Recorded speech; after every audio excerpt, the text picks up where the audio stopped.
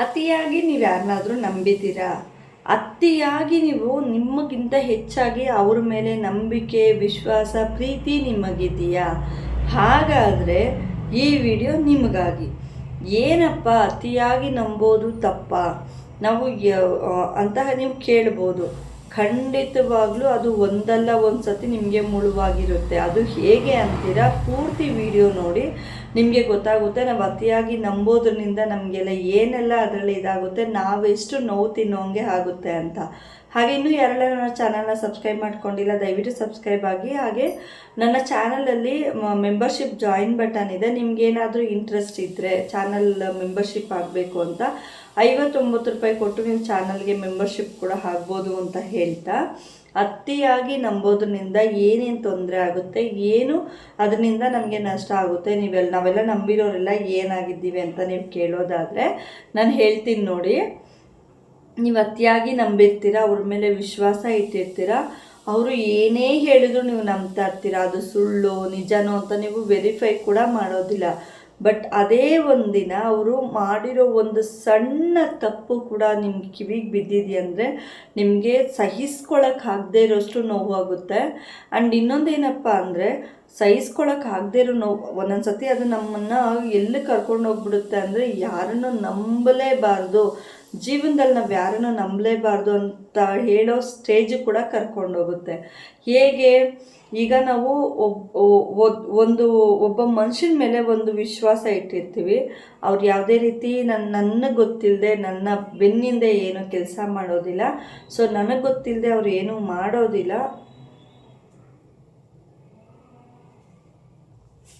ನನಗೆ ಗೊತ್ತಿಲ್ಲದೆ ಅವ್ರೇನೂ ಮಾಡೋದಿಲ್ಲ ಅಂತ ಹೇಳಿ ನೀವು ಅತಿಯಾಗಿ ನಂಬಿರ್ತೀರ. ಸೊ ಅವ್ರೇನು ಅನ್ಕೊತಾರೆ, ಸೊ ನಮ್ಮನೇಲಿ ಯಾರಿದ್ದಾರೆ, ಯಾರು ನಂಬಿಕೆ ಇಟ್ಟಿದ್ದಾರೆ, ಅವರು ನನ್ನ ತುಂಬ ಚೆನ್ನಾಗಿ ಇದು ಮಾಡ್ಕೊಂಡಿದ್ದಾರೆ. ಸೊ ನಾನು ಏನೇ ಸುಳ್ಳು ಹೇಳಿದ್ರು, ನಾನು ಏನೇ ಹೇಳಿದ್ರು ಅವ್ರು ನಂಬ್ತಾರೆ. ಸೊ ಇದನ್ನು ನಾನು ಇಲ್ಲಿಂದ ಇಲ್ಲಿಗೆ ಮ್ಯಾನೇಜ್ ಮಾಡ್ಬೋದು, ನನ್ನ ಮೇಲೆ ನಂಬಿಕೆ ಇದೆ ಅಂತ ಹೇಳ್ಬಿಟ್ಟು ಅವ್ರು ಏನು ಮಾಡ್ತಾರೆ, ಆಚೆ ಏನೇ ವ್ಯವಹಾರ ಮಾಡ್ತಾಯಿದ್ರು ಅದನ್ನ ನಿಮ್ಮ ಕಿವಿಗೆ ಹಾಕೋದಿಲ್ಲ. ಸೊ ಏನಾದರೂ ನೀವು ಕೇಳಿದಾಗ ಕೂಡ ಅವ್ರು ಹೇಳ್ತಾರೆ, ಇಲ್ಲ ಅದು ಹಾಗೆ ಇದು ಹೀಗೆಲ್ಲ ಒಂದು ಅಟ್ಲೀಸ್ಟ್ ಲೇಟಾಗಿ ಬರ್ತಾರೆ. ಯಾಕೆ ಲೇಟಾಗಿ ಬರ್ತಿದ್ರು ಅಂದರೆ, ಅಯ್ಯೋ ಅಲ್ಲೇನೋ ಆಗಿತ್ತು ಅಂದರೆ, ಅಯ್ಯೋ ಹೌದಾ ಪಾಪ ಅಂತ ಹೇಳಿ ನೀವು ಇದು ಮಾಡ್ತೀರ. ಸೊ ಅದು ನಿಮ್ಮ ಕಿವಿಗೆ ಬಿದ್ದಾಗ, ನಿಮ್ಮವರೆಗೂ ಅದು ಬಂದಾಗ, ನಾನು ಅತಿಯಾಗಿ ನನಗಿಂತ ನಾನು ಹೆಚ್ಚಾಗಿ ಅವ್ರನ್ನ ನಂಬಿದ್ದೆ, ಅವರು ನನಗೇನೆ ಒಂದು ದ್ರೋಹ ಮಾಡ್ತಾ ಇದ್ದಾರೆ ಅಂತ ಹೇಳಿಬಿಟ್ಟು ನಿಮ್ಮನ್ನು ಎಷ್ಟು ಕುಗ್ಗಿಸುತ್ತಂದರೆ, ನೀವು ನಿಂತಿರೋ ಜಾಗನ ನಿಮಗೆ ಕುಸಿದು ಪಾತಾಳಕ್ಕೆ ಬಿದ್ದಷ್ಟು ನಿಮಗೆ ನೋವಾಗ್ತಾ ಇರುತ್ತೆ. ಸೊ ಆಗ ನಿಮ್ಮ ಮನಸ್ಸು ಹೊಡೆದೋಗುತ್ತೆ. ಕನ್ನಡಿ ಒಂದು ಸತಿ ಹೊಡೆದೋದ್ರೆ ಹೇಗೆ ಜೋಡ್ಸೋಕ್ಕಾಗೋದಿಲ್ವ, ಸೊ ಹಾಗಾಗ್ಬಿಡುತ್ತೆ. ಆಮೇಲೆ ಯಾರ ಮೇಲೂ ನಂಬಿಕೆ ಜಾಸ್ತಿ ಇಡೋಕ್ಕೆ ಹೋಗೋದಿಲ್ಲ. ಸೊ ಅದನ್ನು ನಾವು ಹೇಗೆ ತಡಿಬೇಕು? ಸೊ ಅತಿಯಾಗಿ ನಾವು ಹೇಗೆ ನಂಬದೆ ಅವ್ರನ್ನ ಅವ್ರಿಗೂ ನಂಬಿರೋ ಥರ ಇರಬೇಕು, ಬಟ್ ನಾವು ಅವ್ರ ಮೇಲೂ ಗಮನ ಇಟ್ಟಿರಬೇಕು. ಅದು ಹೇಗೆ ಅಂತ ಹೇಳ್ತೀರಾ? ಸೊ ಅವ್ರನ್ನ ನೀವು ನಂಬಬೇಕು, ಅತಿಯಾಗಿ ನಂಬಾರ್ದು, ಸ್ವಲ್ಪ ಮಟ್ಟಿಗೆ ನಂಬಬೇಕು. ಅವ್ರು ಏನೇ ಹೇಳಿದ್ರು ಒಂದು ಇದ್ರ ಥರ ಹ್ಞೂ ಅಂದ್ಕೊಂಡಿರಬಾರ್ದು. ಬಟ್ ವೆರಿಫಿಕೇಷನ್ ಮಾಡ್ತಾ ಇರಬೇಕು. ಮಕ್ಕಳಾಗಿರ್ಬೋದು, ಯಾರೇ ಆಗಿರ್ಬೋದು, ನಿಮ್ಮ ನಂಬಿಕೆಗೆ ಅರ್ಹರಾಗಿರೋರನ್ನ ನೀವು ಹುಡ್ಕೊಂಡಿರ್ತೀರ ಅಂದರೆ, ಎಷ್ಟೇ ಅರ್ಹರಾಗಿದ್ರೆ ಕೂಡ ನಿಮ್ಮಿಂದ ಒಂದು ಸಣ್ಣ ಪುಟ್ಟ ವಿಷಯನ ಅವ್ರು ಮುಚ್ಚಿಡ್ತಾ ಇರ್ತಾರೆ. ಸೊ ಅದ್ರ ಬಗ್ಗೆ ನೀವು ತಿಳ್ಕೊಬೇಕು. ಫಸ್ಟೇ ನೀವು ಅವ್ರ ಹತ್ರ ಮಾತಾಡಬೇಕು. ನನ್ನ ಹತ್ರ ಏನೇ ಇದ್ದರೂ ನೀವು ನನ್ನ ಹತ್ರ ಹೇಳ್ಕೋಬೇಕು. ಸೊ ನನಗೆ ಮತ್ತೆ ನನ್ನ ಕಿವಿಗೆ ಏನಾದರೂ ಬಿದ್ದಾಗ ಅದರಿಂದ ನನಗಾಗೋ ಹೊರಟು ನೀವು ನನ್ನಿಂದ ದೂರ ಆಗೋವಂಥ ಒಂದು ಚಾನ್ಸಸ್ ಇರುತ್ತೆ. ಸೊ ಇದನ್ನೆಲ್ಲ ನೀವು ಇಟ್ಕೋಬಾರ್ದು ಅಂತ ಹೇಳಿ ಒಂದು ಮಾತು ಹೇಳಿರಬೇಕು. ಬಟ್ ಆದರೂ ನೀವು ಅವ್ರನ್ನ ಒಂದು ಅಬ್ಸರ್ವೇಷನಲ್ಲಿ ಇಟ್ಟಿರಬೇಕು. ಪ್ರತಿಯೊಂದು ಚೇಂಜಸ್ ಕೂಡ ಅವರಲ್ಲಿ ಏನು ಚೇಂಜಸ್ ಆಗ್ತಿದೆ, ಏನು ಚೇಂಜಸ್ ಆಗ್ತಿಲ್ಲ.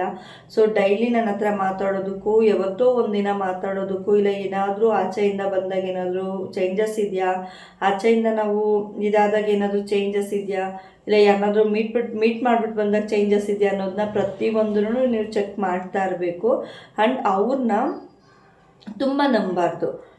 100% ಒಂದು 50% ಅವ್ರನ್ನ ನಂಬಿ ಆರಾಮಾಗಿ ಅವರು ಇಲ್ಲದೇ ಇದ್ದರೂ ನನ್ನ ಜೀವನ ನಡೆಸಬಲ್ಲೆ, ಅವರು ಇದಕ್ಕೆ ನಾನು ಅಷ್ಟು ಹೋಗೋದಿಲ್ಲ.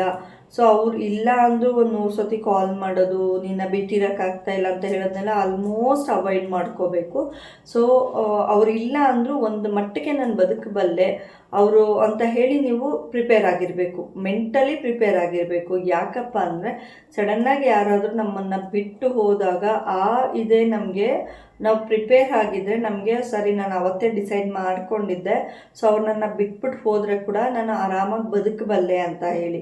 ಸೊ ನಾವು ಅತಿಯಾಗಿ ನಂಬಿದಾಗ, ಅತಿಯಾಗಿ ಹಚ್ಕೊಂಡಾಗ ಅವ್ರೇನಾದರೂ ಸಡನ್ನಾಗಿ ನಮ್ಮನ್ನು ಬಿಟ್ಟು ಹೋದಾಗ, ಸಡನ್ನಾಗಿ ನಮ್ಮ ಜೊತೆ ಮಾತಾಡೋದು ನಿಲ್ಲಿಸಿದಾಗ ನಮ್ಮ ಮೈಂಡಿಗೆ ಹೇಗೆಲ್ಲ ಆಗುತ್ತಪ್ಪ ಅಂದರೆ ಆವಾಗ ನಮ್ಮ ಇದಕ್ಕೆ ನಾವು ಏನೂ ತೋಚೋದಿಲ್ಲ. ಆವಾಗ ಏನು ಬೇಕಾದರೂ ಮಾಡ್ಕೊಳಕ್ಕೆ ರೆಡಿಯಾಗಿರ್ತೀವಿ.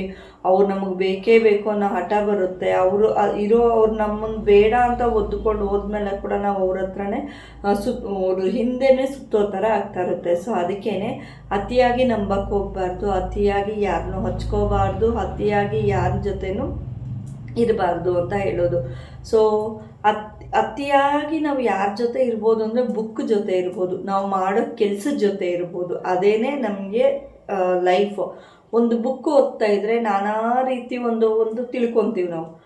ನಾವು ಮಾಡೋ ಕೆಲಸದ ಜೊತೆಗೆ ನಾವು ಫ್ರೆಂಡ್ಶಿಪ್ ಮಾಡಿದ್ರೆ ಅದು ನಮ್ಮನ್ನು ಸಕ್ಸಸ್ಗೆ ತೊಗೊಂಡೋಗಿ ಕೊಡುತ್ತೆ.